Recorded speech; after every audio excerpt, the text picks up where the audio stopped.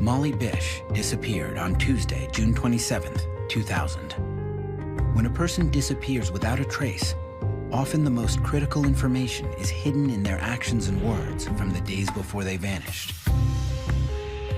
Molly Bish's last known whereabouts may hold the clues to what happened to her.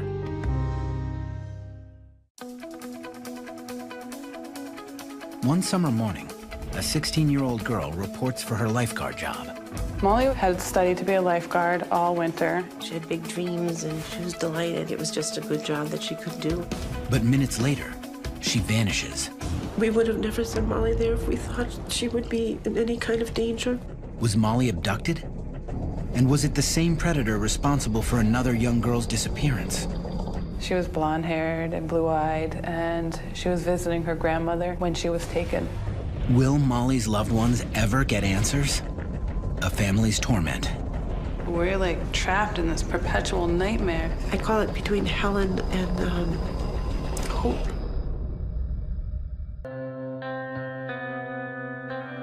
It's late June 2000, and 16-year-old Molly Bish is excited about her new summer job.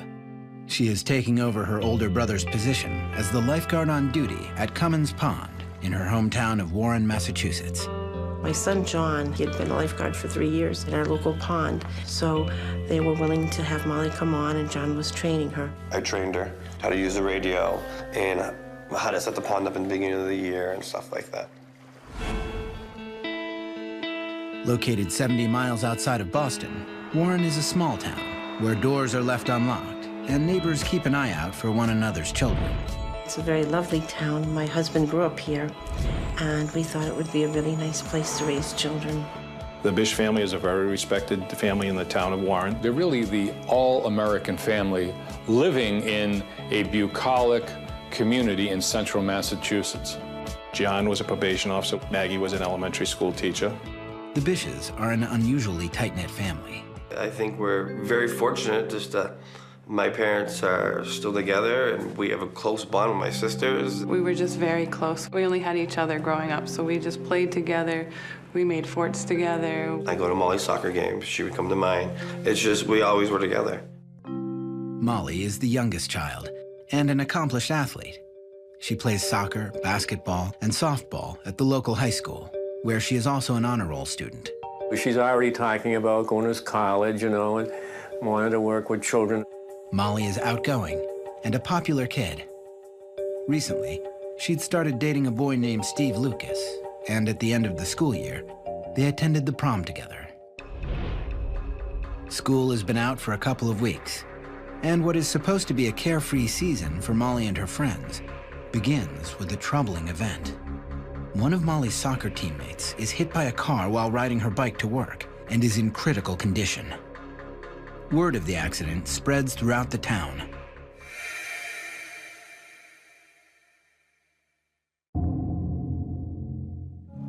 It's early Tuesday morning and Molly's 8th day of work when the Bish family receives the news of Molly's friend. We were just so frightened when we heard this news, so I went to Mom. I got in her bed, and I told her that her friend was hit by a car. Even though Molly is upset, it's an important day down at the pond. The summer's first day of swim lessons, which means she has a lot of responsibility as the lifeguard on duty. Molly is running late and must get to work. Maggie goes along for the ride. Molly was driving at that time because in Massachusetts you have to be 16 and a half to get a license. Molly and her mom make a quick stop at the local convenience store to pick up some bottles of water. The store's video surveillance system captures the two women making their purchases and shows them leaving at 9:50 a.m. Next, they drive over to the police station, where Molly picks up her required two-way radio before heading to Cummins Pond. Cummins Pond is a small man-made pond surrounded by woods, is an isolated swimming area. If you didn't know where it is, you wouldn't get there. At the Cummings Pond beach area, there is no telephones or communications other than the lifeguard was given a portable radio from the police department in case of an emergency. Molly and Maggie pull up to the pond, just in time for Molly's shift to begin. So she just turned to me and said, "I gotta go, Mom, I love you." Minutes after Maggie leaves her daughter at the pond, the first swimmers start to arrive for their lessons. The first parent that came to the scene saw that the lifeguard wasn't present, but did see that the lifeguard's chair was set up, the whistle was wound around the arm of the chair, a pair of sandals were on the ground. All of Molly's belongings are exactly where they are supposed to be, but mysteriously, her first aid kit is left open, and Molly is nowhere to be found. There was no speculation about why she was not at her post early on. Swimming lessons begin, and a local mother takes Molly's whistle and assumes her post. The original thought was that a 16-year-old girl might have just walked off with her friends. The mother decides to inform the head of the Parks Commission, Ed Fett, who is Molly's boss, that the teenager is not in the area and is neglecting her job as the lifeguard on duty. Fett reports this behavior to the Warren local police. Molly's boss, Ed Fett, uses the two-way radio and tells them that she's nowhere to be found. He made a call to the police department at 11:44 a.m. stating that the lifeguard was missing from Cummings Pond. The police assume that Molly is ditching work to hang out with friends, or perhaps her boyfriend. There was some speculation early on that Molly had gone off with somebody and was someplace around the pond and being inattentive to her duties. 3 hours pass, and Molly does not return to the pond. The police decide to notify Molly's parents of their daughter's absence from work. We got a call at 1 o'clock in the afternoon, and it was our police chief. And he had said to me, where's Molly? And I said, what do you mean, where's Molly? I dropped her off at work. He says, she's not here. Coming up, the search for Molly Bish gets underway, and her family begins to panic. We sat in terror, and your whole world has fallen apart. 16-year-old Molly Bish reports for her summer job as a lifeguard at the town pond. But in an instant, she is nowhere to be found. After 2 hours with no lifeguard on duty, Molly's boss contacts the local police. When they check with Maggie Bish on the whereabouts of her daughter, she is shocked to hear Molly is not at work. I just knew it in my heart. I had this horrendous fear right from the moment I got that call. Maggie hangs up and immediately calls her older daughter Heather to explain the situation. I received a phone call from my mother saying that Molly wasn't at the pond, and it just seemed kind of funny. And we were saying, well, where could she possibly be? It just seemed strange that she wouldn't be there. Alarms went off. My children have always been responsible. We just knew something wasn't right. Molly's mother and sister agree to meet at the police station and try to make sense of her bizarre disappearance. But at the station, police still believe there is nothing to be concerned about. In the early portions of this investigation, there was a lot of different theories. One being that Molly was upset about her friend being in critical condition at the hospital. She might have hooked up with some other friends and went down to visit her. Molly's family checks to see if anyone visited the hospital. So I went to Molly's friends' houses. Nobody had heard from her, so I went to her new boyfriend's house. When Heather arrives at Steve Lucas's house, he is just waking up for the day. He tells Heather that he hasn't heard from Molly either, but he's not too concerned. The two drive to the pond to meet Molly's mom and the police. The eerie sight of Molly's things neatly arranged by the side of the pond makes Maggie hysterical. I see her shoes. Why would she leave and go with anybody if her shoes are here and if her friends are here? Where's Mom? We were very confused. She definitely wouldn't have gone anywhere without her shoes on. Maggie argues with the local police that leaving work without notifying anyone is completely out of character for Molly. Molly was very conscientious. She would have never left her job. She was very worried about the kids starting swimming lessons. They sort of were under this concept that she had taken off with her friends, but really had no indication of that. I would never think that. She doesn't have a car, and she's in her bathing suit. None of it made sense to us. The local police begin to think that the Bishes may be right, and they call in the state police to assist in the matter. The Warren Police Department didn't really have a lot of experience dealing with missing persons cases. That's why the Massachusetts State Police came into the case. By this time, things are getting into overdrive now. The whole scene area was pretty dramatic. There was a lot of the local police that arrived on scene. The local fire department had arrived. State police from the local barracks out of Brookfield responded. State police detectives were responding. The police were all there. No one knows where she is. State officials start to consider a troubling but logical explanation for Molly's disappearance: that Molly may have drowned. This would explain why her shoes were still on the beach. But no one in the family thinks it's very likely that Molly, a lifeguard and an athlete, has drowned. I knew right then and there that this is not what had happened. Molly was the best swimmer in her class. I knew that she wasn't in that water. I just knew it. And my brother was just so devastated. He came running. We were just all so confused with what was happening. Even though John also knows his sister is a strong swimmer, he runs directly into the water. So I continue to beeline to the pond to search. And I went in swimming and searching for her. But I knew she wasn't there. I searched and searched and searched until they got me out of there. And I knew it wasn't good, but I had to find out. They pulled John out of the water and said, "You can't search for her." A dive team assembles to thoroughly search the murky waters of Cummins Pond. At this point, it was more of a recovery effort to see that if she was in the bottom of the pond, no one thinking that she wouldn't be found in that area. Boats are launched, police and firemen are in the boats, divers are also deployed. They were at the pond in the water for several hours. As it started to get dark, you're just sort of taken out of that place, and you're in this disbelief that this is actually happening. As night falls over the town of Warren, officials bring in lights to continue searching the area. Search teams, although small at that time, had commenced searching the area of the pond itself in the wooded areas adjacent to the pond. I just kept waiting for Molly to come out of the woods, or someone was going to carry her out, and that terror would be gone. And it didn't happen. After hours of scouring the pond and the surrounding area, both the dive team and search parties come up empty-handed. And they decided that it was time to leave the pond. Police organize a larger search party for first thing in the morning, and the Bishes, bereft and exhausted, must return home without Molly.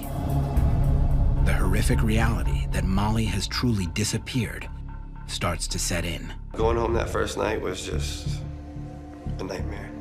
We sat in terror. You know, we didn't know what was happening, and your whole world has fallen apart.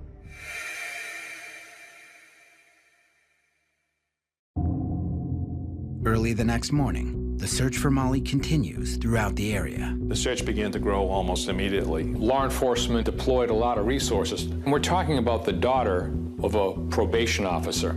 We deployed all resources, including our mounted units came to the area. We had our State Police Air Wing, which is our helicopters, brought into the area, using both infrared and camera imaging to look at in the forested areas off the center of town. The close community of Warren pitches in as well. Local proprietors quickly print and display missing person posters in their storefronts, and townspeople initiate their own search parties. We grew up in that concept that it takes a village to raise a child, and we were trying to find this child. And so everybody kind of went out and started looking in places that they thought might be remote areas or dangerous areas. You can't just sit around. You feel helplessness. So my friends and I got together, drove around. I mean, we're in a huge area of wilderness out here. I mean, trails on top of trails on top of trails. The main trail from the beach where Molly disappears comes to a fork. One trail goes further into the forest. The other leads to a cemetery, where a paved entranceway piques investigators' interest. There is a footpath that leads directly from the beach to the cemetery.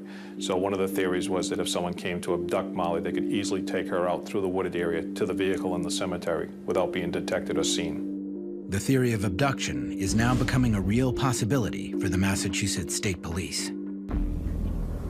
Judging from the open first aid kit, the police speculate that someone may have faked an injury, and when Molly bent over to open the kit, he grabbed her. They share this possibility with the Bish family. From that moment on, it just kind of seemed like you were in a bad movie and you couldn't get out. Upon hearing the possibility that her worst fear may be true, Maggie comes to a chilling revelation. She thinks she knows who could have done this. Coming up, the search for a suspicious mystery man. And I'm thinking, what is this man doing here? Why isn't he working? Why isn't he at a job? You know, it's 10 o'clock in the morning. 16-year-old Molly Bish is missing from her lifeguard job in Warren, Massachusetts. The authorities now believe Molly could have been abducted by a predator. Molly's mom, Maggie Bish, remembers seeing a suspicious man at the pond the day before Molly disappeared.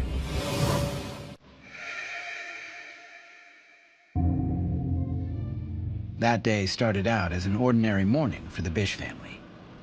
Maggie drove with Molly to her job at the pond. Molly was driving and I was in the passenger side, and we pulled in. And there was a white car sitting there. Maggie watched as Molly left the car and waited to see her safely reach her post. But she noticed there was someone else watching Molly as well. A suspicious man parked in the white vehicle next to her. I looked at the gentleman in the car, and it's just one of those feelings you get sometimes. This individual appeared to be glaring at her, and she was very uncomfortable. And I'm thinking, what is this man doing here? You know, why isn't he working? Why isn't he at a job? You know, it's 10 o'clock in the morning. So I just said, I'm going to check on Moll's date. Maggie headed over to Molly and stayed with her daughter while she organized her station. So I'm saying what a pretty place it is, but I just said to her, I didn't realize there were so many men around, and I was a little concerned. But she says, oh, it's just fishermen, Mom. You know, no big deal. After chatting for a few minutes, Maggie headed back to her car. And that same person is still there, and all he's doing is smoking a cigarette. And he's staring at me. And I just got this very nervous feeling. So I said, I can't leave Molly here. Maggie fussed around in her car, hoping to appear busy to the stranger while waiting for him to leave. And finally, he started his car and pulled away. And for a second I sat and I thought, oh, I'm just being silly. I'm overly worrying. But now, she realizes those fears may have been more than just a mother's intuition. Her daughter is missing.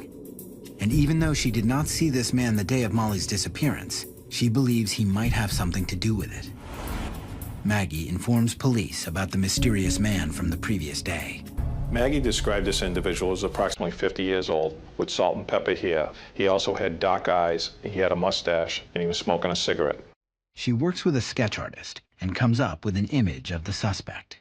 When I saw the composite, it was scary, you know, just the eyes. I didn't recognize the gentleman as being there before at the pond. A roadblock was set up, and one of the questions was, did you see any people in a white vehicle? Witnesses around Warren confirmed that they too saw a suspicious man in a white vehicle. There was reports from cemetery workers of a white car being seen on previous days up in the cemetery area. But no one has any more detailed information. Police circulate the sketch of Maggie Bish's suspicious man. It receives so much publicity that people from all over the country are calling in with tips about the man's identity. It was a lead that the police began following aggressively.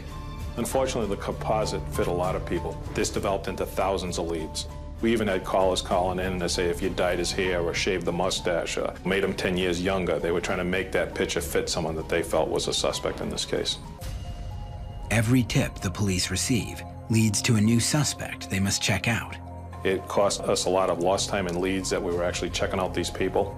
It's almost like we had too many suspects, if that is possible to comprehend. There were just so many people that we were looking at that could have been involved. The district attorney's office orders a search of 125 white vehicles in the area. We could not determine for sure what type of vehicle Maggie had observed. But they don't find any links to the disappearance of Molly Bish. While the investigation continues, police comb the area surrounding the pond, looking for any new leads. But they face a daunting problem. the crime scene is contaminated. Inadvertently, all of the first responders contaminated whatever footwear impressions were around the immediate area of where her beach chair had been set up. It was hard to determine that this was actually a crime scene at that point. Anybody responding was there to help and try to find Molly at that point. The path that went up to the cemetery area was used and accessible by hundreds of people that had responded to the pond on that date. The beach area is also covered with cigarette butts and fingerprints. The lifeguard's chair was moved a little bit. The portable radio was handled by Ed Fett. There was fingerprints that were in the first aid kit that belonged to people that were first responders to that scene. This leaves police with no concrete evidence. And since there are no eyewitnesses, police can't rule out any possibility, including the heartbreaking notion that Molly simply took off voluntarily. One of the theories that existed throughout was the fact that Molly could have simply ran away. Molly was reported sighted throughout the United States. People would call in and say they spotted Molly at a shopping mall in the Midwest. I think at first the runaway is very easy for teenagers because it's just the easiest. She'll come back, and some of them told us that, and they believed it. She'll come back. But the Bish family finds it unfathomable that Molly would leave them without word. In my heart, I never went in that way because I just didn't believe it. They firmly believe that Molly was taken against her will, possibly by the man in the white car. But if Molly has fallen victim to foul play, police also think there is a possibility that she could have known her attacker. We looked at a lot of people that knew Molly. We looked at people in the area. Ed Fett, Molly's boss, was one of the first to arrive at the pond the day Molly went missing. His fingerprints are all over Molly's belongings. To be honest, I didn't know him. He had bought a book up for Molly to look at swimsuits and some supplies. Fett explains that he rummaged through the first aid kit and used her police radio to alert authorities. Police recognize that there may be no meaning behind the fingerprints, but take a closer look at Fett. The morning of Molly's disappearance, Ed Fett made a trip to the local hardware store. There, he runs into John Bish, Molly's older brother. He knows me. He knows I was a lifeguard for prior 3 years. He knows my sister was a lifeguard. Fett does not mention that Molly was missing from work that day. So he didn't even notify me because I don't think he thought it was a big deal. You know, everybody thinks this is nothing. The police consider this run-in a solid alibi for Ed Fett's whereabouts that morning, so they move on to other potential people of interest. They turn their attention to Molly's boyfriend, Steve Lucas, who is found to have a mysterious cut on his face the day of the disappearance. Coming up, a strange connection is made between Molly's disappearance and another local case. Given the close proximity to these two cases, there's a possibility that they were linked. 16-year-old Molly Bish vanished from her lifeguard chair just minutes after her mother Maggie dropped her off at work. Maggie had seen a suspicious man in a white vehicle watching her daughter the previous day and believes he has something to do with her disappearance. But while the police are exploring that theory, they also take a look at people closest to Molly, including her boyfriend, Steve Lucas.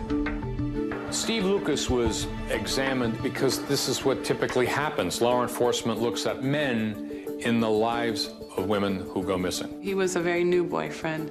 She had only been with him for 3 months. Recently, Molly attended the prom with Steve. And while some believe the couple seemed happy, others felt they were mismatched. He was quieter. He was actually much quieter, where Molly would be the silly one. Molly and Steve kind of had two separate tracks in life, where Molly was very outgoing and played sports and soccer and stuff in town, and Steve was more of a homebody. This young man, he probably would have been the one that I would have picked, but Molly liked him for some reason. He was never unkind or disrespectful when he came here, so I had no real reason not to like him. The police start honing in on Steve Lucas as a suspect. There were things that bothered me in the early onset of this investigation with Steve for the simple reason that he was not cooperative with law enforcement. When the police do talk to Lucas on the day Molly disappears, they notice that he has a cut on his face. He had a cut lip and he had an eyebrow ring that was missing. Steve explained that when he got up out of bed, he had hidden his bedroom door, cutting his lip. Several of his friends had described it as other causes for the incident. One individual we interviewed said that Steve immediately told him that he had a cold sore on his lip. Steve's inconsistent explanations for his injury raise questions, and his behavior during the initial search for Molly also strikes investigators as odd. A lot of Molly's friends and friends of Steve Lucas that were there at the beach area when it was being searched participated in the search. They went into the woods. Steve was not participating in any of the ongoing searches in the area for Molly. But the Bish family doesn't believe Steve had anything to do with Molly's disappearance. He was there the day, several hours after. If a 17-year-old boy places a body in 2 hours and come back and go around the family, then, you know, and he's obviously a great sociopath. Molly's loved ones feel certain that if Molly's been abducted, it was not the act of a teenage boy, but rather a well-thought-out plan by a calculating predator. We are looking for a suspect who knew the pond, who knew the fishing area. Molly had only been at her position as a lifeguard for 8 days, so they had to know her schedule. I think in some ways Molly maybe gave us a hint. It was a fisherman. Maybe it was somebody who's seen her and seen her long legs. Although the police still have their doubts about Steve Lucas, there is no evidence pointing towards his involvement. They call him in for a polygraph. Polygraph results, as was told to me, was that Steve had passed the polygraph examination.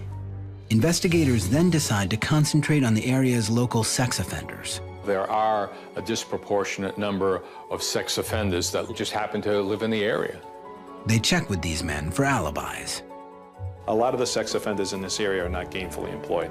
It was hard for us to determine their whereabouts on June 27th because we didn't have like payroll records to look at, telephone records that could actually vouch for these individuals. You have to basically go on their word. So the state police call several of them into the station to take polygraphs. Some of them show signs of deception. Signs of deception do not show that that person was responsible for the disappearance of Molly Bish. It would just cause for more examination into that individual's history, background, and whereabouts. All it did was add to our list of people in the database. With each passing day, the police database of suspicious characters is growing, but all to no avail. The Bishes are fighting to stay hopeful. Despite so many potential leads, the Molly Bish case becomes one of the most challenging missing person cases the local and state police have faced. It seems that 16-year-old Molly has vanished without a trace or become the victim of the perfect crime. The state police basically spent 24/7 on site. We would go home, we would change, we would refresh, we'd put a fresh set of clothes on, shower and shave, and go right back to the town of Warren to continue the investigation. The Warren Police Station becomes headquarters for the investigation. State police officers are practically living there.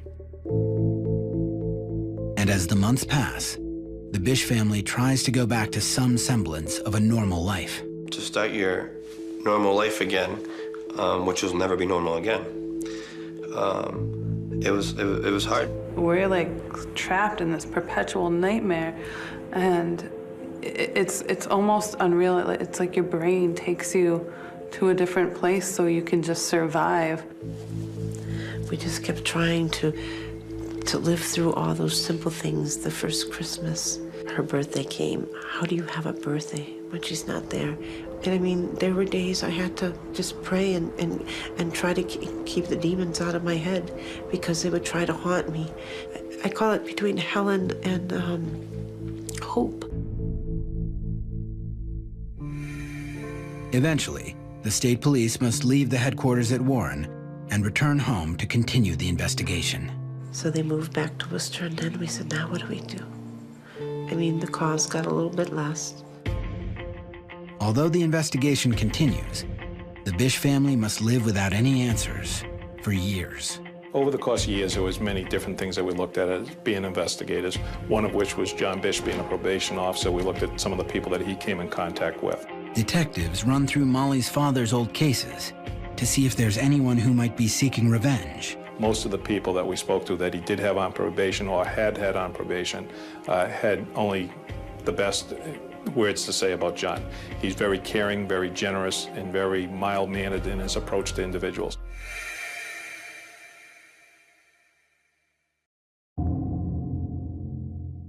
By the spring of 2003, it's been almost 3 years since Molly Bish disappeared from her summer job as a lifeguard.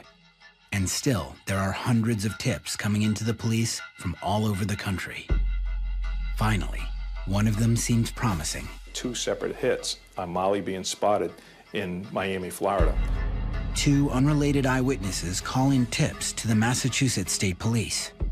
Both put Molly Bish in Miami. We actually located them to be about 1.5 blocks away. It was a very significant lead for us. We were getting ready to deploy 2 troopers to fly down to Miami to follow up on this lead. Meanwhile, one man's obsession with a similar case leads to an even bigger break in the Molly Bish investigation. 7 years before Molly vanished, another young blonde girl in a nearby town went missing. Holly Peranian was a little girl who disappeared in 1993 in Sturbridge, which is a few towns away from Warren. She was blonde-haired and blue-eyed, and she was visiting her grandmother when she was taken. What had happened is Holly went with her little brother to go down the road to see some new puppies. But only Holly's brother returned home that day. The only clue that led police to believe Holly had been abducted was her shoe, found by the side of the road. What do you do? How could that happen? Everybody was so frightened. Nobody knew what had happened. At the time, Molly Bish was 10 years old, the same age as Holly Peranian. She heard the story of Holly's abduction while attending church one Sunday. And the priest had suggested writing to the family and sending you prayers. And so Molly wrote this beautiful letter about how she hoped Holly would come home and how much she cared about her, and she was a beautiful child. Eventually, local hunters found Holly's remains in the woods near where she was abducted. But her killer was never found.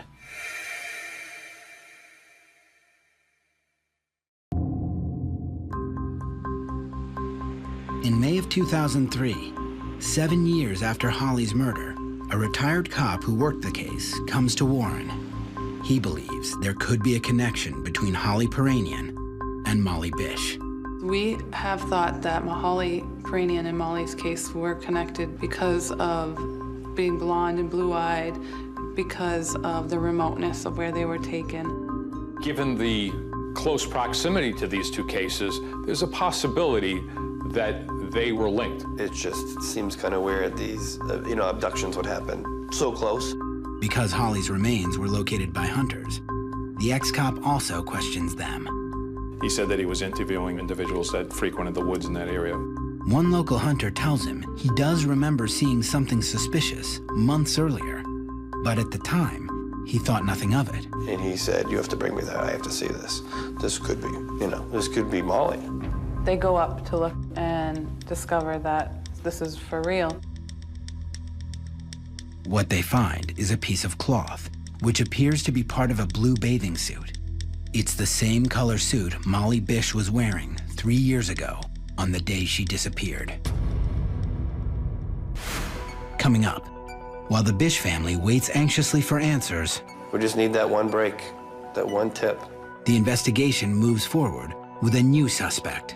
His family had a white car when Molly disappeared. He lived down the road from Holly Peranian. He fished at Cummins Pond. 3 years after Molly Bish disappears in Massachusetts, state police are about to deploy detectives to Miami, Florida. They have 2 eyewitnesses claiming to have seen Molly Bish, but they abruptly cancel the trip when a piece of blue bathing suit is discovered in the woods no more than 5 miles from where Molly went missing. It's the same color bathing suit Molly was wearing on that day. Police inform the Bish family of the disturbing discovery. When they found the bathing suit, you're hoping it wasn't, but you're hoping it was at the same time.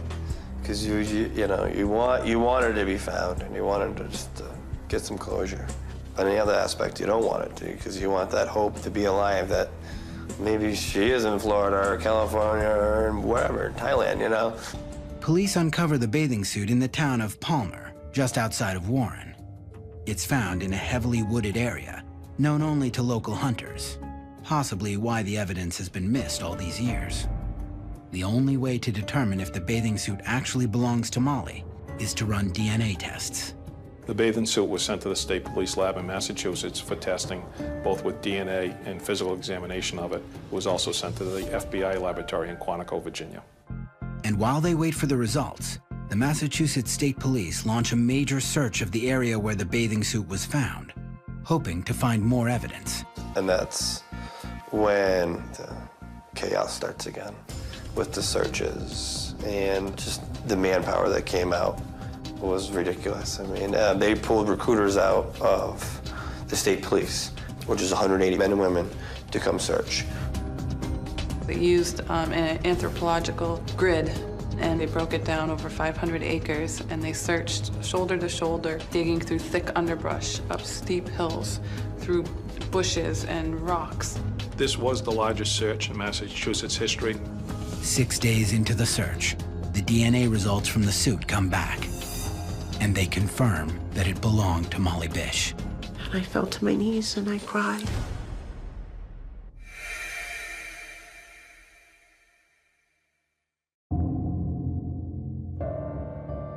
Another harrowing piece of evidence is uncovered 3 weeks later. Police find a human bone belonging to a person between the ages of 14 and 20 years old. And over the course of a week, they recover 26 more bones. Have they finally found Molly? It was agonizing. You're in another sort of perpetual nightmare because you don't know, but you're having all these pieces of someone coming to you that you think is your sister. 6 days after the first bone was discovered, DNA results confirm what her family already seems to know. The remains belong to Molly Bish. Lead investigator Tom Green delivers the heartbreaking news to the Bish family. The experience was difficult, and it had mixed emotions, I think, with the Bish family, that number one, they now know what happened to their daughter, but number two, the small, slim chance of hope that she'd be alive or found alive somewhere else in the country were gone.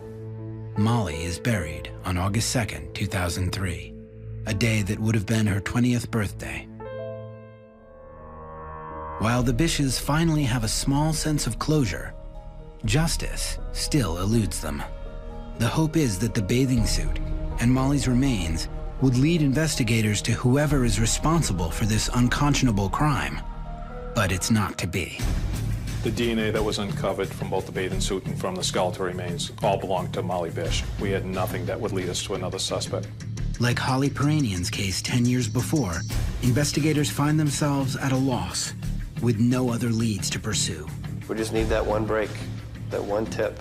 We just believe we owe it to Molly to find who did this. The profile of Molly's abductor was white, male, between the ages of 18 and 50, is known to the area, is either a fisherman or a hunter, has a history of violence with women. But it's a man that police cannot seem to find. So the Bishes hire private detective Tom Shamshak to continue their own investigation. He is an ex-police chief from a neighboring town and a longtime friend of the Bish family. In October 2008, Molly's boyfriend Steve Lucas dies in a car accident without ever knowing who murdered his girlfriend of 8 years ago. That same year, a new suspect comes to light.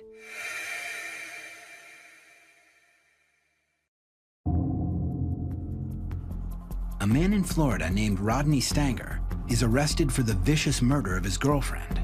I was immediately struck with the remarkable resemblance between Rodney Stanger's photograph and the composite that had been generated from Maggie Bish.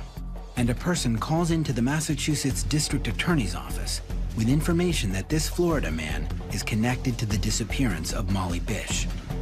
The tip refers to a conversation with Rodney's girlfriend before she was murdered. This individual told me that a person had conversation with the victim prior to her death and had made some incriminating statements about Rodney Stanger involving the Molly Bish case. His girlfriend talked about Molly before she was murdered. Stanger lived in the area near Warren for 20 years and was a local hunter and a fisherman. Rodney, a year after Molly disappeared, moved to Florida. Private investigator Tom Shamshak interviews Stanger's 2 ex-wives and his girlfriend's sister and learns that Stanger is a man with a very violent history. He also interviews Stanger's brother, Randy. He too left the Massachusetts area around the same time as his brother. Randy used to drive a white car. His family had a white car when Molly disappeared. He lived down the road from Holly Peranian. He hunted where Molly was found. He fished at Cummins Pond. Meanwhile, the Massachusetts District Attorney's Office questions Rodney Stanger in a Florida prison. So does private investigator Tom Shamshak. Stanger denies having anything to do with the Molly Bish case to both of them, but pleads guilty to his girlfriend's murder in Florida. Stanger is currently serving a 25-year sentence. He is not currently being charged in the case of Molly Bish or Holly Peranian, but police say the Bish investigation is still open. It never gets any easier. I had the opportunity to say goodbye to my sister, but it is still an unsolved crime, and so you still live with an amount of fear in your heart. While the Bishes await justice for the death of their daughter, they find a way to honor her life. Maggie and her husband start the Molly Bish Foundation, an organization dedicated to improving safety awareness and prevention for all children. Our primary objective is to distribute child identification booklets, because when Molly went missing, we did not have the type of photograph that the police needed at that time. They needed a clear head and shoulder photograph. 1 in 6 children are recovered from just a picture. The foundation also helped pass a law bringing the Amber Alert to Massachusetts, a child abduction bulletin which did not exist when Molly disappeared.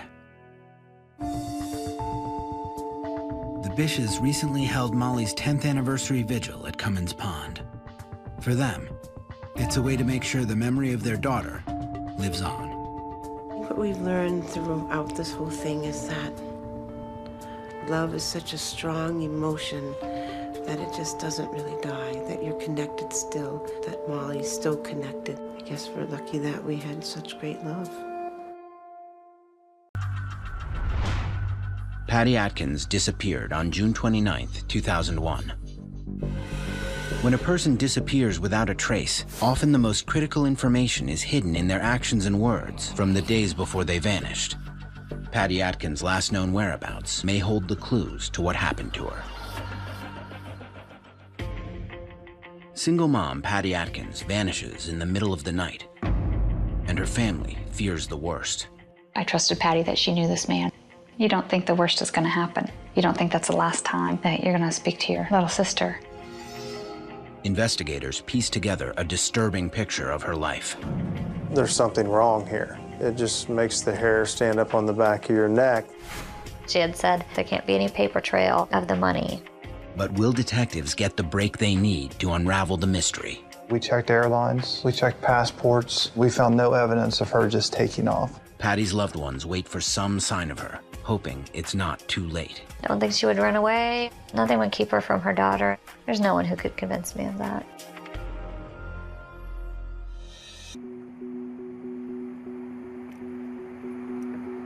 June 29th, 2001. It's the Friday before July 4th in Marysville, Ohio, about 35 miles north of Columbus. 29-year-old Patty Atkins is looking forward to the week-long vacation known as Shutdown at the Honda factory where she works as an assembly line team leader. They always shut down the week of 4th of July, and she was supposed to be going away on a trip with a coworker. Her sisters remember Patty describing plans to go to Canada with an employee Patty says she has been involved with for a couple of years. She told me, he really wants to take me up there. It's really pretty, and you know, it'll just be our chance to be away from everything. She was excited about her trip with her boyfriend. She was head over heels in love with this man. Patty has worked as a Honda associate, as employees are called, since she was 19. One of the few women on the assembly line, she's hoping to get a promotion in the next few months. Patty loved working at Honda. She had started at the bottom and worked her way up. Patty was good with people. She was excited about a test that she was taking to advance. She was ready for the next level of leadership. When Patty isn't working, she dotes on her 7-year-old daughter, McKaylee. For her birthday party, she had a slumber party, and Patty would dance with them and just have fun with her, snuggle with her. I can't think of anything she wouldn't have done for her. She adored her. She adored her, loved her so much. And Michaela adored her mom just as much as her mom adored her. Patty loved being a mother, and I loved seeing her smile when she looked at McKaylee. Her sister Marcia recalls Patty planning the future she would build for McKaylee with the new man in her life. She had talked to me about where they would live and that they'd talked about wanting more kids. Patty, the youngest of 5 siblings, wasn't known to fall for guys easily. Patty was independent. She was not one of those people who was never okay without a boyfriend. She wasn't willing to give up time with her daughter. It was uncharacteristic of her to be that trusting of a man.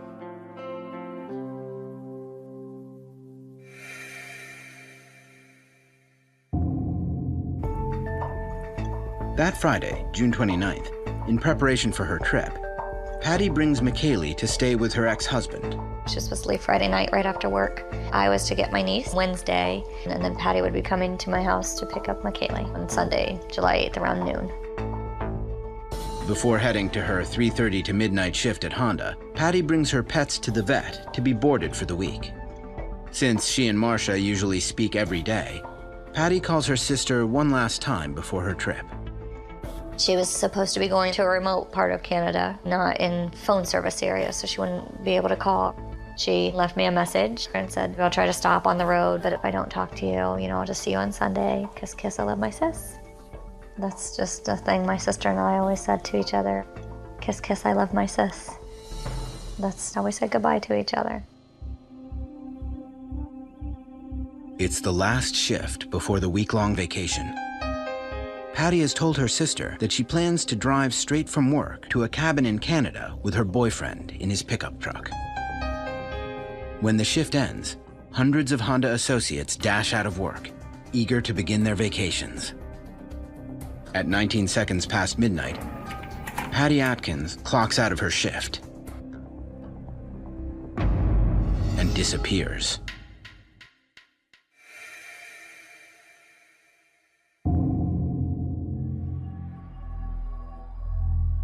On Sunday, July 8th at noon, while McKaylee is playing, Marcia expects Patty to pick her up after the trip to Canada. But Patty doesn't arrive. Hi. Called her house and left a message on the answer machine. That was around 12:30. When she didn't pick up, I guess I was just thinking they were running late. Marcia is puzzled. It's not like Patty to be late without calling. Called again at 1, 1:30. Half-hour increments that turned into 15-minute increments that turned into 5-minute increments. I was calling my sister, just repeat dialing. More time passed. I kept calling her house. She still didn't answer. Marcia begins to worry. She calls the man Patty had said she was going away with. A woman answers the phone. It's not Patty. Coming up, did Patty ever make it to Canada? So what did you do to her?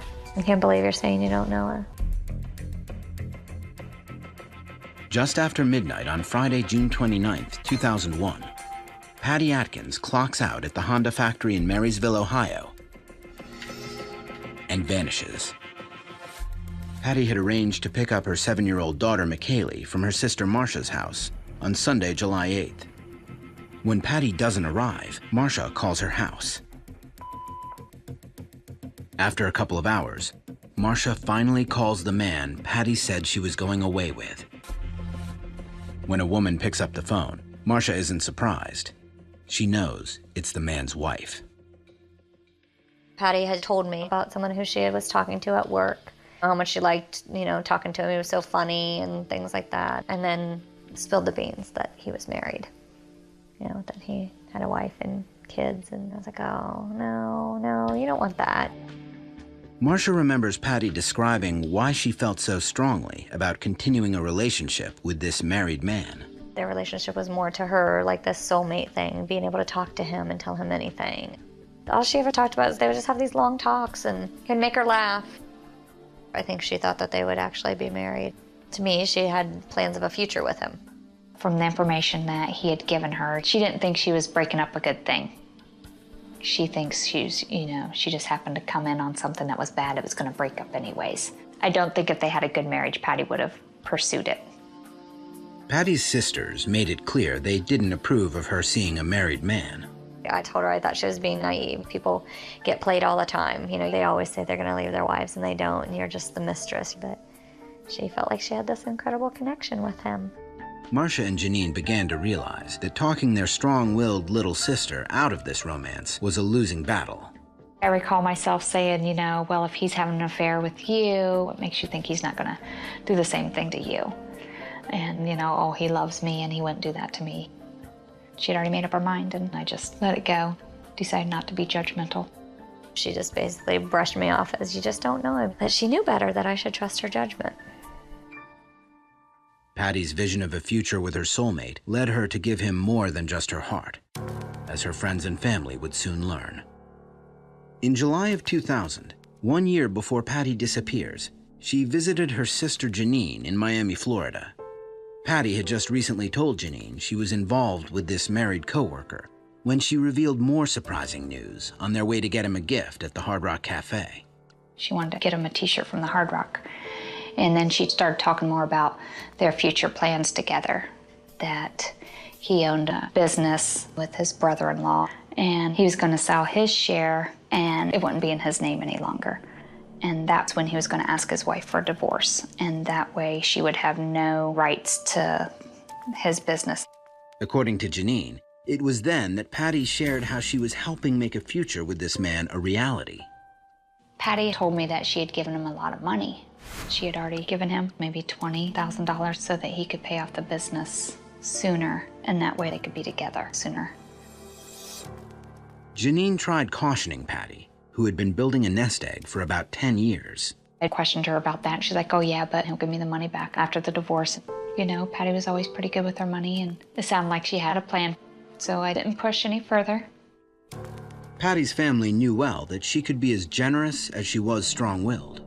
It was shocking the amount of money she was helping him out with, but it was totally characteristic of Patty to help somebody out. To Patty, relationships were more important than any materialistic things. Once she decided she loved him, I think she's willing to do anything for him.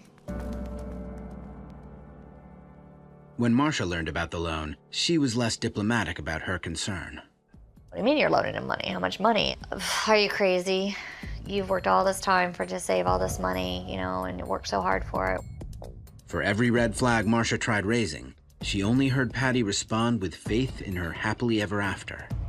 I said to her, how's he going to pay all of that back? And she just said he has to start gradually paying it back. Kind of how she had lent it to him, not in one big lump sum.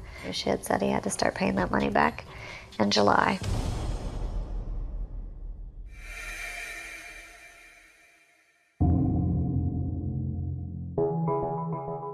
Hours after Patty is supposed to walk through Marcia's front door, and more than a week after she clocked out of her Honda shift, Marcia is asking the wife of her sister's coworker if he's home. I just said I was inquiring about his business as something that I needed as a potential customer. She said he'd be back later in the afternoon. I thought that was a good thing, because that just meant they weren't back yet.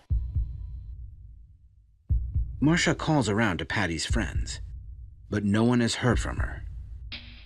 By 5 o'clock, Marcia is desperate to find Patty. She tries calling the man again. This time, he picks up. But Marcia is stunned by what she says she hears. I said, where's my sister? I said, what do you mean? I said, Patty, my sister, you guys went away. And he got quiet and got a little bit, I don't know how to describe, just different, like, Patty, oh, you mean from Honda? And just kind of vague. And I said, yes. And he goes, well, I don't know what you're talking about. Stuttering, stammering. I said, what did you do to her? Because she left with you. I know she was leaving with you. I can't believe you're saying you don't know her. And then I panicked. After hearing the man deny any relationship with Patty, Marcia is haunted by concerns she'd had all along about the trip to Canada. I recall saying that I just really didn't like not being able to hear from her for a whole week. It just didn't sit well with me. Something didn't seem right about it. Marcia calls her sister Janine, who is visiting their mom in Indiana. She was really worried. I could hear the concern in her voice. She's like, Jeannie, Patty hasn't called. It was very unlike Patty. Patty always called to speak to McKaylee the moment she got back. Since their mother is within earshot, Janine has to break the news about Patty. I told my mom that Patty hadn't been seen, that we think she was missing. Told Mom what I knew, that she was supposed to go away with her boyfriend to Canada, and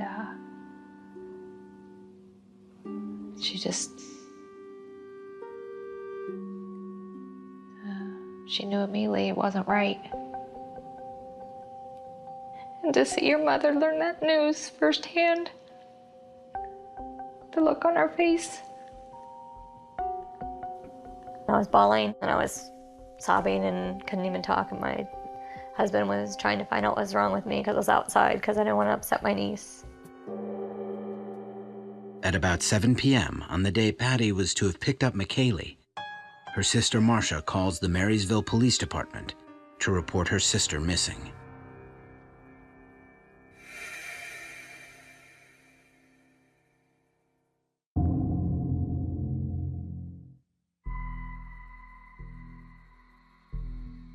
At 3 o'clock in the morning, sleepless with worry, Marcia calls the man again.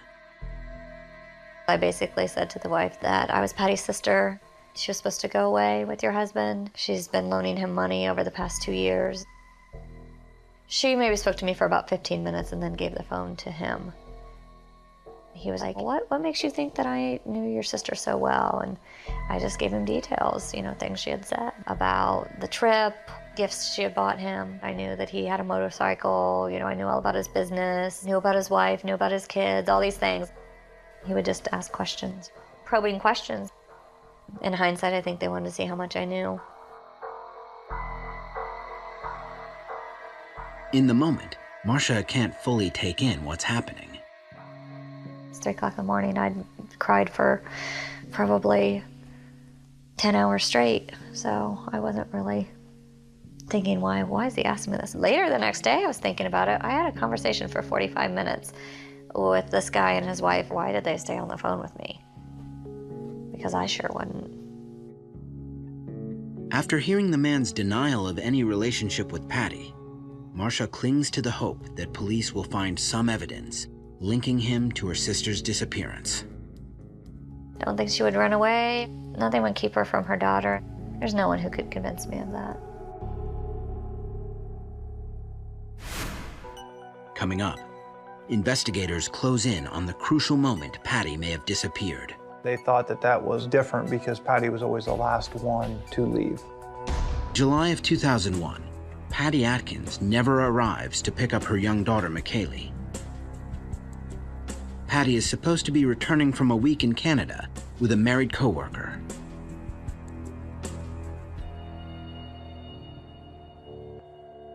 After Patty's sister Marcia files a missing persons report with the Marysville Police, Detective Jeff Stiers and Lieutenant Jamie Patton from the Union County Sheriff's Office begin working Patty's case. When searching her house for clues, investigators find nothing that indicates what may have happened to Patty.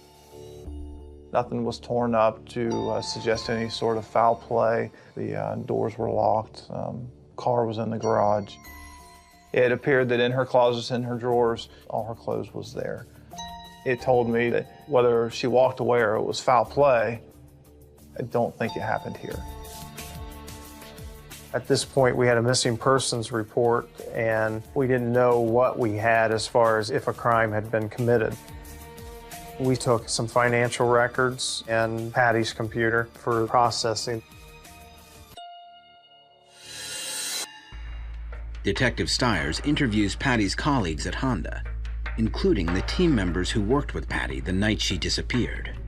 That day, she had talked to everybody on her line and made it very clear that she wanted the area cleaned up and everything done so she could leave at midnight. In talking with the associates there, they thought that that was different because Patty was always the last one to leave. I met nobody that was able to tell me that they'd ever seen Patty leave first. So this was different. At midnight, everything was cleaned up. She left the line and was one of the first ones to punch the time clock. She went down the tunnel, she clocked out, got to the top of the stairs. That was the last time she was seen.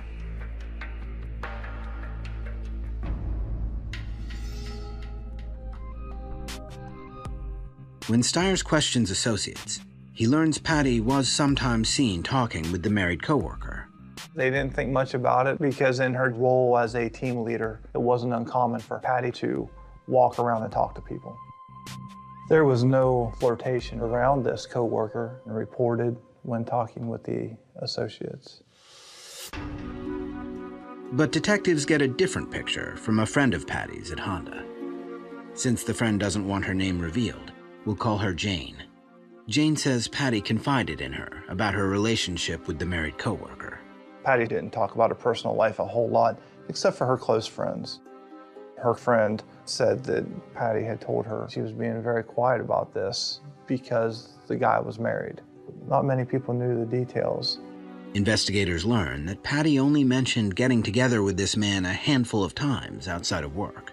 It appears to be an emotional relationship between the two of them, because if it was physical, there wasn't a lot of it going on. They met, I think, 2 or 3 times. If they met more, she didn't tell anybody about it.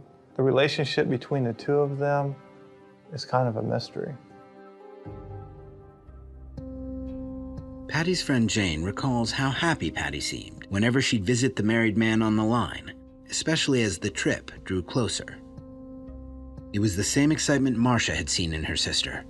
For Marcia, it was clear this trip held greater meaning for Patty than just a relaxing vacation. In Patty's eyes, it was sort of the beginning of them getting to actually be together. Up to that time, they really didn't spend lots of time together other than seeing each other at work and a handful of times maybe outside of work. She thought if he was willing to spend a week with her up in Canada, that he must really mean it. He's going to follow through with this. If he's willing to take me and not her and the kids, then he's telling her the truth. He was going to leave his wife. She believes him. So she was excited.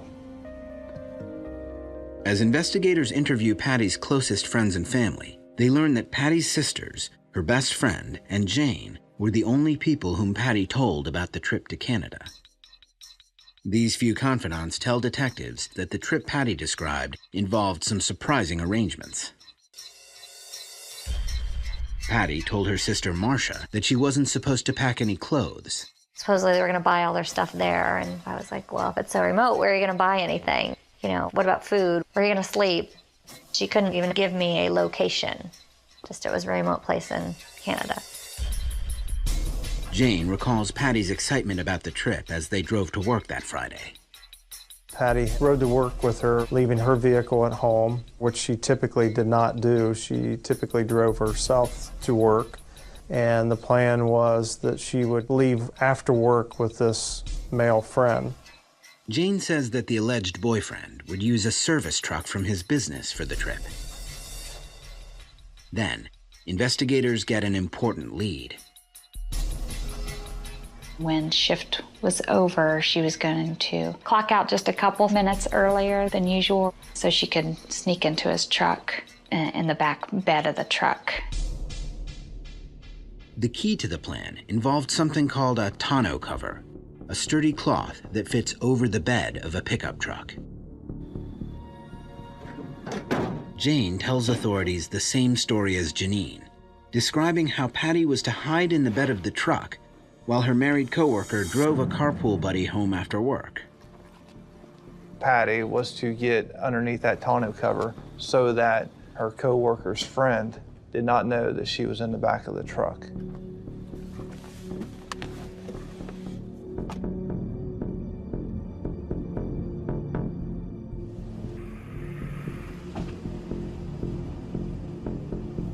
Once he dropped off his friend, she was to join him in the front end of the pickup truck, and they were going to go off to Canada.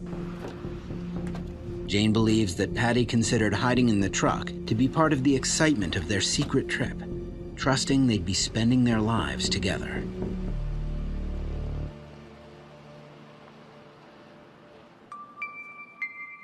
Patty's sister Janine remembers her reaction to the plan. That struck me as odd, but she seemed happy and I didn't want to squash it. I trusted Patty that she knew this man. You don't think the worst is going to happen. You don't think that's the last time that you're going to speak to your little sister. While the sheriff's team look into all possible leads, they now believe it's unlikely that Patty vanished on her own. We checked airlines, we checked passports, and we found no evidence of her just taking off. Out of all the people that we spoke to, no one mentioned her, wanting to leave.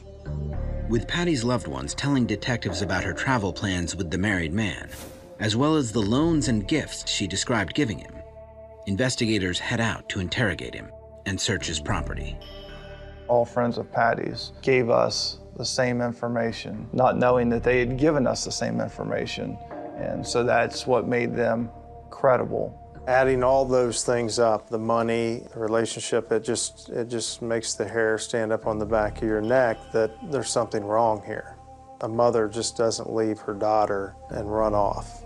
Is it possible? Has there been cases of mothers running off and leaving their daughters? Sure, but with all the other factors that we're looking at, good job, promotion, she loved her daughter, it just didn't add up.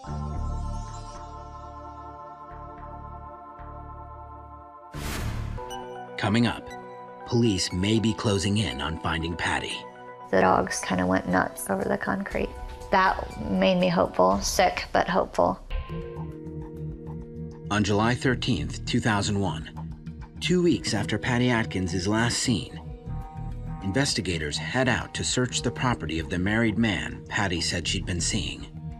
Detective Jeff Stiers knows that investigators need to verify key information and evidence identified by Patty's friends and family. We knew about the trip to Canada, all the money, the items that she had purchased for this coworker, such as a Hard Rock Cafe t-shirt. What we were looking for when we went there was anything that would link the coworker to Patty.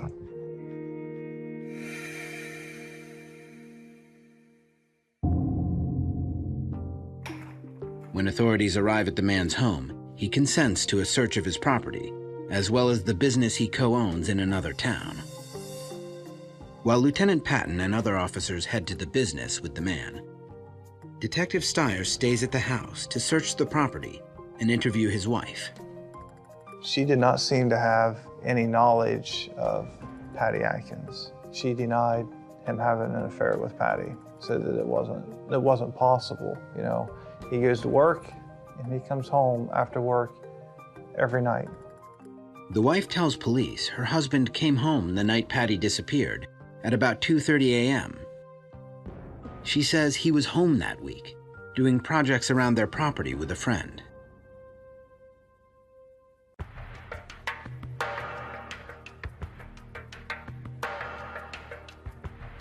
As police begin searching, the man's wife leads them to a potential clue.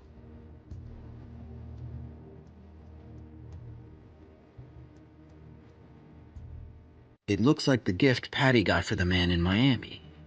We found the Hard Rock Cafe t-shirt. I don't believe the wife knew where that t-shirt came from. Investigators' suspicions are heightened. They expand the search. We brought in a canine, a cadaver dog, and we used that dog to search the property for Patty's body. Suddenly, the dog begins indicating near some freshly poured concrete by the house garage. Once that dog alerts, there's a possibility that a body had been laid here or is buried here. According to the man's wife, it was leftover concrete from a construction project during shutdown week. Police send for a backhoe to begin digging up the spot. That made me hopeful, sick but hopeful. As much as it sickened me to think of her under there, I wanted her to be found because then it would move the process forward a step. Because you just feel like you're in this constant standstill. Meanwhile, Investigators at the man's business have been questioning him about Patty. Outside of knowing her at work, he denied any relationship whatsoever with her. He denied having any plans whatsoever to leave out of town with her. He denied accepting any money from her, and he indicated he was happily married and he had no plans of getting a divorce. According to the man, the Friday that Patty was last seen, he left Honda around midnight with his friend, picked up some fast food, dropped his friend off, and went home. The friend later corroborates his story. Just as his wife tells Detective Stiers, the man says he was nowhere near Canada during shutdown week. He worked mostly around the house all that week until that Thursday. He went fishing with a couple buddies, but he didn't go out of town any great distance. He also denies knowing any remote cabin in Canada, leaving investigators unable to pinpoint an area where they might search for Patty. Finally, detectives ask the man about receiving any gifts from Patty.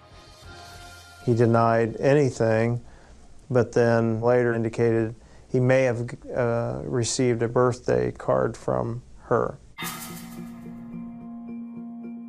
The man tells detectives that he ripped up the birthday card, thinking his wife might become jealous.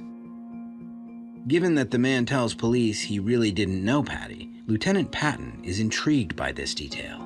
I just don't all of a sudden get a birthday card from, somebody at work unless, we're really good friends. Maybe the unit goes together and, gives a birthday card, but individual birthday card in a plant of around 4,000 employees, I would think that would be a little odd if there wasn't more to it.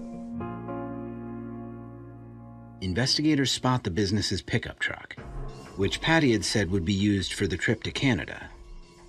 When we went to the business and we seen the truck, it had the equipment for a tonneau cover, but it was not on the vehicle, so we knew that we had to search for it. The man directs authorities to a storage loft, where they find the rolled-up cover. When questioned about it, the man says he ordered the cover a few days before the shutdown holiday began, then picked it up June 29th, the Friday that Patty was last seen. June 29th, he picked it up early that morning and installed it on his truck. Approximately a week later, the tonneau cover was taken off and then stored and never put back on the truck after July 6th. The man tells investigators he'd ordered the tonneau cover to protect his fishing gear, but investigators are curious about the short time span of the cover's use. It didn't make sense for him to install it and not leave it on. They're not cheap, they're a couple $100. The manager at the business tells investigators he specifically noticed the arrival of the cover. It had seemed like a strange choice to him. His service manager indicated that he was surprised that he had purchased this tonneau cover because of what they use that truck for. They run parts, they run radiators, and they haul stuff on it, so it really didn't make sense putting that tonneau cover on that truck. Authorities take the cover in for forensics testing. They would look for any trace evidence on the tonneau cover, any foreign type material that's not supposed to be there. Hair fibers, bodily fluid, saliva are some examples. Back at the man's house, police have dug a hole in the concrete slab where the cadaver dog detected the possible presence of human remains. We got the call and they didn't find anything. There was no sign of her. That was disappointing. It's like back to square one. No answers, more frustration. The search effort expands as law enforcement sends teams across several counties to find Patty. We conducted organized searches with Honda, Marysville Police Department, the Sheriff's Office. We also had volunteers on foot searching. It was a large area. Patty's family, desperate to find any sign of her, also assembles search parties. We went up and down railroad tracks and tree lines, creeks and trails. Little country roads, cornfields, went through lots of fields. Just random places, hot days, lots of bug bites. It's like looking for a needle in a haystack, literally.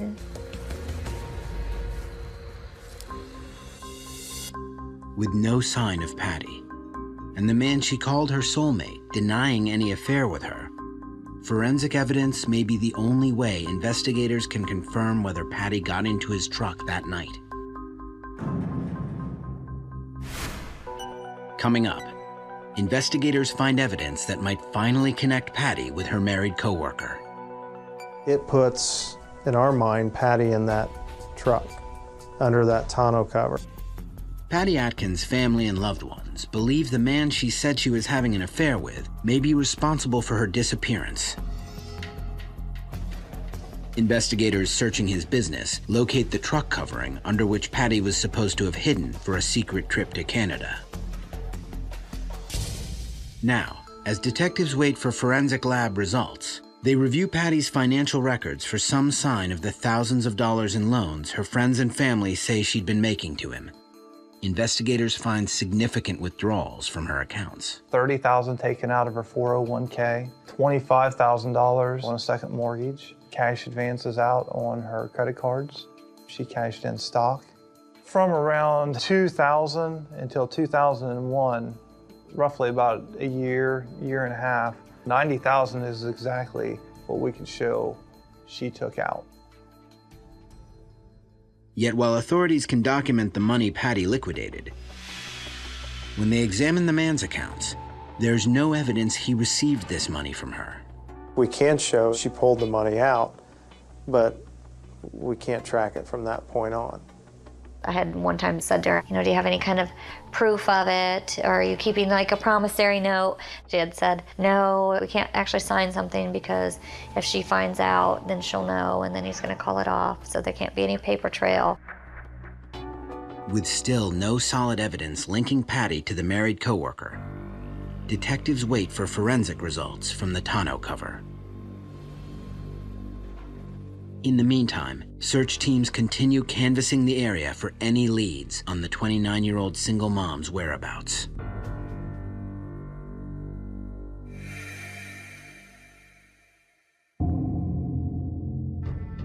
Patty Atkins has been missing for 5 weeks when the crime lab contacts investigators with a key lead.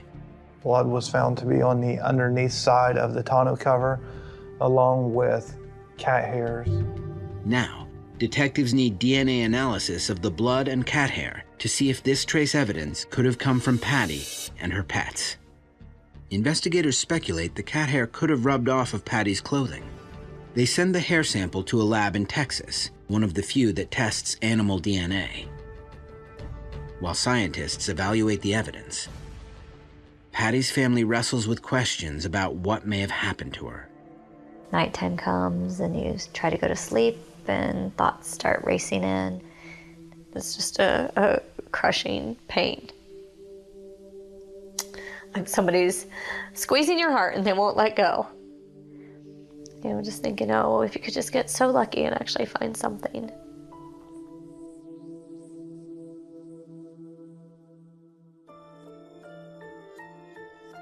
Finally, investigators get a break in the case. The lab down in Texas was able to confirm that some of the hairs taken from the tonneau cover matched Patty's cats. There's a short window of opportunity that tarp's even on the truck. And then it's rolled up and stored above his office area. So how do you explain Patty's cat hair on the bottom of that tonneau cover? It puts, in our mind, Patty in that truck, under that tonneau cover. For Patty's family, the news brings bittersweet consolation. My first reaction was that we had some hard evidence, besides just the hearsay that she had plans with him, that she had a relationship with him. Patty was in the back of that truck, and he definitely knows something that, he's not telling the police. Investigators and the Union County Prosecutor's Office consider Patty's married coworker to be their main person of interest in what they believe is a homicide case. Meanwhile, investigators have been working to determine whether the blood found on the tonneau cover could be Patty's.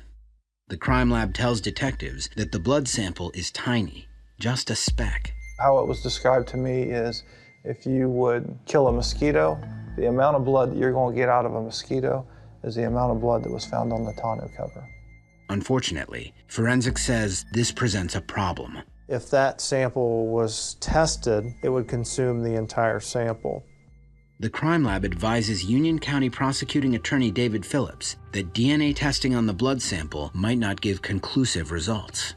The technicians contacted law enforcement, contacted our office and said, wait, hopefully the forensic technology will enable us to test it with a much higher degree of confidence. And so we've waited. Since forensics technology is constantly evolving, the prosecutor agrees to hold off on testing and wait for more advanced methods. We could present the case to grand jury, ask them to consider is there sufficient evidence, but you can only try someone once. And so if we found the evidence at a later date, if the evidence showed, yes, that was her blood, we'd never get another opportunity. Several months after Patty goes missing, Marcia has a candid conversation with Patty's daughter, McKaylee. She asked me, do you think Mommy died? I said, yeah, you know, I think Mommy's in heaven. I think that's the only thing that would keep your Mommy from you.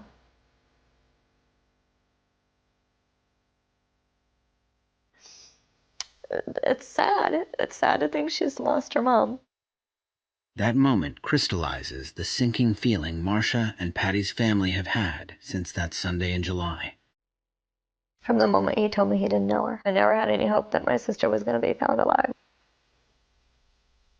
The fact that she didn't come get her daughter, to me, was the sign that she was dead.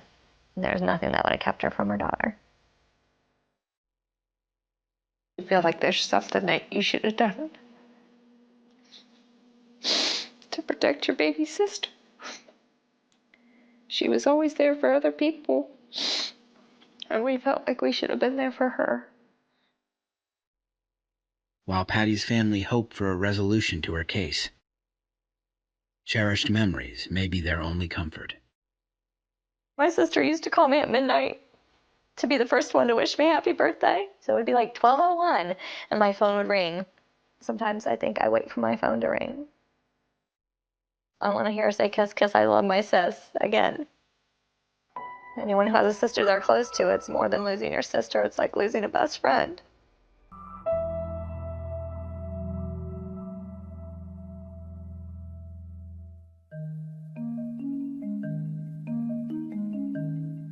Now, years after the speck of blood is found on the tonneau cover, the wait may finally have paid off. Every so often we call the lab, and recently we have learned that technology is just around the corner. It's going to be very soon that that test can be done without consuming that entire sample. Forensics might soon confirm whether the blood is Patty's, possibly linking the married coworker to her disappearance. Meanwhile, the sheriff's office still pursues every lead that comes in, hoping to bring some peace to Patty's family. Patty's daughter is now 16 years old. No doubt has many questions and wonders what happened to Mom. As an investigator, as a father, you know, I would love to give those answers to her. Watching McKaylee grow up over the years has been a joy. She's a really good heart, just like her mom, very loving. I know my sister would be so proud of her, and I tell her that all the time, how proud her mommy would be of her. Ultimately, her loved ones know that Patty will live on by inspiring those she left behind. She had the biggest heart of anyone I knew. I just try to have a heart like Patty did for my friends and my family. That was the best thing about Patty, was her heart.